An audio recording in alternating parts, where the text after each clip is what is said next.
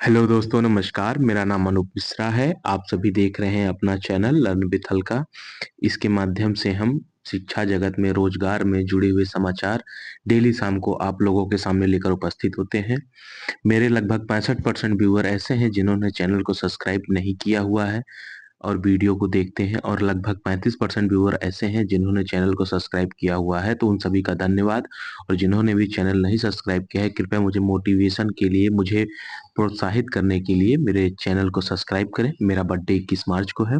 उससे पहले मेरा टारगेट है कि 1000 सब्सक्राइब कंप्लीट करना है। दोस्तों, आप सब इसमें मेरी मदद करें। आइए दोस्तों, आज के समाचार की तरफ बढ़ते हैं। पहला समाचार बहुत ही खुशखबरी भरा है। इसमें लिखा है CFMS2 का संचालन हुआ सही।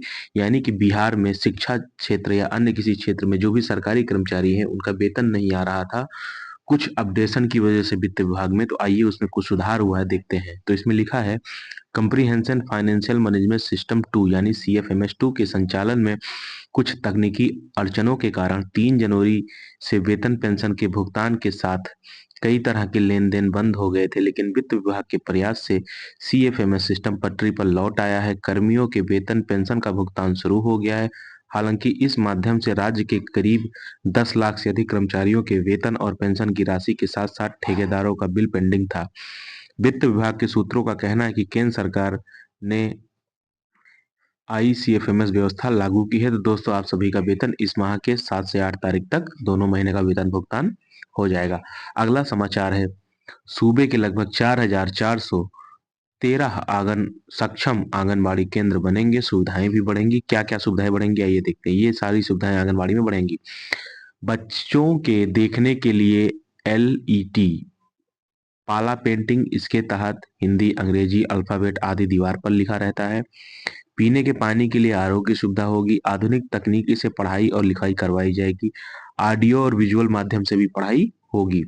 इस योजना से बच्चों का मानसिक और शारीरिक विकास बेहतर तरीके से होगा।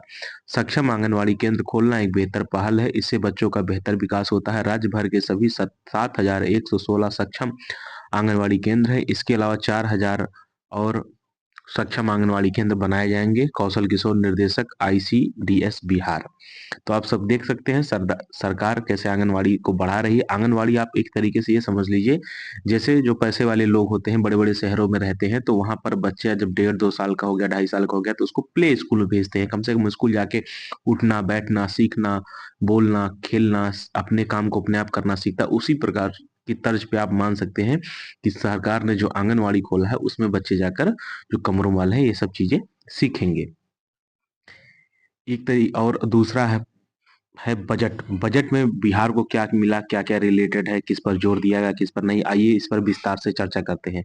बजट बजट में स्टार्टअप, शिक्षा, रोजगार पर भी ध्यान केंद्रित किया गया है। युवाओं के लिए स्टार्टअप फंड, टेक रिसर्च में समर्थन और डिजिटल शिक्षा पर जोर दिया गया है। और शोध, कौशल विकास, नवाचार को बढ़ावा देने के लिए सरकार ने बड़े कदम उठाए हैं। मेडिकल और तकनीकी शिक्षा में नए अवसर खुलने की बात कही गई है, जबकि वैज्ञानिक सोच को मजबूत किया जाएगा। बजट को युवाओं को आत्मनिर्भर और वैश्विक प्रतिस्पर्धा के लिए तैयार करने की दिशा में अहम पहल बताई जा रही है। कौशल विकास से मिलेगी मजबूती। केंद्रीय शिक्षा मंत्री धर्मेंद्र प्रधान ने कहा है कि शिक्षा, कौशल अनुसंधान और नवाचार में बड़े और साहसिक निवेश की परंपरा जारी रखना हमारी शिक्षा, विकास, कौशल, नवाचार और उद्यमिता वास्तुकला को मजबूत करेगी। यह बजट विश्व स्तरीय शिक्षा के अधिक अवसरों के साथ साथ भारत की आबादी को सशक्त बनाने, मानव पूंजी के निर्माण मानव पूंजी की क्षमताओं का निर्माण करने की दिशा में बड़ी छलांग है। PM श्री के फंड में भी वृद्धि कर दी गई है। उसके बाद उच्च शिक्षा के लिए 2400 करोड़ की बढ़ोतरी कर दी गई है। स्कूलों में ब्रॉडबैंड लगेगा। टेक रिसर्च के लिए फेलोशिप मिलेगी आपको 10,000 रुपए तक। अटल टिकरिंग लैब का भी निर्माण होगा, जिसमें 50,000 लैब बनाने की बात कही जा रही है 5 साल के अंदर। मेडिकल सीटों में भी इजाफा होगा। राष्ट्रीय उत्कृष्टता केंद्र भी बनाए जाएंगे। भारतीय पुस्तक योजना भी शुरू होगी। दोस्तों, इस तरीके से आप देख सकते हैं बिहार में ढेर सारी चीजें केंद्र सरकार की तरफ से मिली है। लगभग 2190 करोड़ PM युवा अचीवर्स स्कॉलरशिप अवार्ड योजना के तहत OBC, EBC व विमुक्त जनजातियों के लिए आवंटित होंगे। 50,067 करोड़ रुपए उच्च शिक्षा विभाग को, जबकि स्कूली शिक्षा विभाग को 78,572 करोड़ रुपए आवंटित किए जाएंगे। 11,349 करोड़ रुपए केंद्रीय बजट में IIT को आवंटित किए गए हैं, जो मौजूदा वित्तीय वर्ष में 10,467 करोड़ से अधिक है। कुछ जगह बजट में कटौती की गई। देखिए जैसे बजट में कटौती कहाँ की गई है। भारतीय विज्ञान शिक्षा एवं अनुसंधान केंद्र को दिए जाने वाले बजट में 137 करोड़ रुपए की कमी आई है। इस तरह विश्व स्तरीय संस्थान के लिए आवंटित राशि में 50% से अधिक की कमी की गई है। पिछले साल आवंटित राशि 1000 करोड़ रुपए थी, जिसे घटाकर 475 करोड़ रुपए कर दिया गया। केंद्रीय विद्यालयों के लिए भी आवंटन किया गया है। आवासीय जवाहर नवोदय विद्यालय चलाने वाली नवोदय विद्यालय समिति को इस वित्त वर्ष में संशोधित अनुमान 5,370 करोड़ रुपए से घटाकर 5,305 करोड़ रुपए का आवंटन मिला है।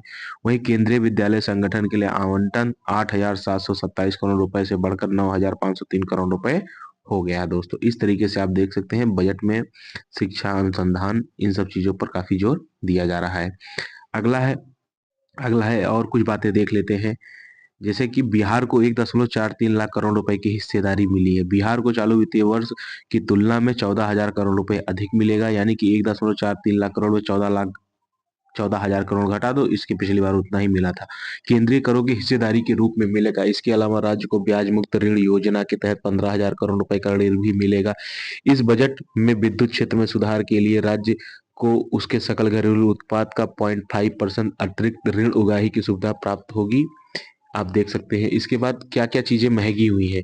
Premium smart display, smart meter, solar cell, आयातित जूते, आयातित मोमबत्तियां, आयातित नौकाएं और अन्य जहाज, पीवीसी फ्लैक्स फिल्में, PVC flex sheet, PVC flex banner और कुछ आयातित बुने हुए कपड़े महंगे हुए हैं। सस्ते क्या क्या हुए हैं। कैंसर और दुर्लभ बीमारियों की 36 जीवन रक्षक दवाएं, लगभग 37 अतिरिक्त दवाएं, phone, laptop, tablet, electronic, car, bike, mobile phone, camera, wired handset, microphone, receiver, USB cable, fingerprint reader, कपड़ा, चमड़े के उत्पादन, मछली और सी फूड, इलेक्ट्रॉनिक खिलौने, ये सब क्या हुए हैं, सस्ते बने हैं। अब इस पर विभिन्न लोगों ने अपनी अपनी प्रतिक्रिया दी है। रेल के लिए 2.55 लाख करोड़ रुपए का बजट भी आवंटित हुआ है। मिडिल क्लास पर सरकार ने सौगातों की बौछार कर दी है। लोगों का कहना है काशी की तर्ज पर बिहार में विष्णुपद और महाबोधि कॉरिडोर बनने की बात की गई है। बिहार में 3 ग्रीन एयरफील्ड एयरपोर्ट बनाए जाएंगे। मध्यम वर्ग किसानों के लिए तोहफा दिया गया। 12 लाख रुपए सालाना इनकम पर टैक्स फ्री है। आईआईटी पटना का विस्तार होगा। बिहार में मखाना बोर्ड का गठन होगा। पटना और बिहटा एयरपोर्ट का भी विस्तार होगा। दोस्तों ये सब आप चीजें देख सकते हैं किस तरीके से आज के समाचार में यही सारी चीजें छाई हुई हैं। अगला है मध्य वर्ग का महाकुंभ है। यानी निर्मला कृत्रिम मेधा से लेकर परमाणु ऊर्जा तक रहेगा दबदबा। 10,000 मेडिकल सीटें बढ़कर सुधारेंगे स्वास्थ्य। आप देख सकते हैं दोस्तों। आइए अगले समाचार की तरफ बढ़ते हैं। अगला समाचार है कुछ लोगों ने डॉक्यूमेंट वेरिफिकेशन कराने गए थे, तो कुछ चीजें पकड़ी गई हैं वहां पर। जैसे कुछ लोग high school inter graduation pass, उनके पास बीएड नहीं है, बैकडेट में बीएड की डिग्री खरीद ली है। जब उनका डॉक्यूमेंट वेरिफिकेशन होता है या जब निगरानी विभाग उनकी अच्छे से जांच करती है, तो आप देख सकते हैं आधार करेक्ट फाउंड हुआ, सीटेट 2 पेपर करेक्ट फाउंड हुआ है, मैट्रिक कक्षा 10 का सर्टिफिकेट करेक्ट फाउंड हुआ, ग्रेजुएशन का सर्टिफिकेट ठीक है, लेकिन बीएड इन्होंने खरीदा था या कुछ दिक्कत थी तो इसमें लिखा आ रहा है डाउटफुल। इस तरीके से आप देख सकते हैं अगर फर्जीवाड़ा करेंगे तो आप परेशान हो जाएंगे। दोस्तों आइए कुछ अन्य समाचार भी देख लेते हैं। जैसे सचिवालय से कुछ अपडेट आई है। यूट्यूब पर यूट्यूब, इंस्टाग्राम, मतलब हर जगह व्हाट्सएप पे घूम रहा था। सही है गलत है हमसे नहीं मतलब, या हम नहीं जानते ऐसा हम कह नहीं सकते। अगर ये हम आपके सामने लेकर आए तो मेरी जिम्मेदारी है इसके बारे में बताना क्या लिखा है। सचिवालय अपडेट 2 जनवरी 2025। जब तक विशिष्ट शिक्षक का एचआरएमएस आईडी जनरेट नहीं होता तब तक विशिष्ट शिक्षकों का ट्रांसफर नहीं होगा। अभी विशिष्ट शिक्षक का ट्रांसफर टेक्निकल रूप से संभव नहीं है। अप्रैल में हो सकता है ट्रांसफर, ऐसा उम्मीद है। पूर्व से नियोजित शिक्षक की समझौता पास एवं बीपीएससी शिक्षकों से होंगे वरीय, ये भी एक सूचना है। मतलब पूर्व के जो नियोजित शिक्षक हैं वो सक्षमता पास हो या बीपीएससी, दोनों से वरीय होंगे।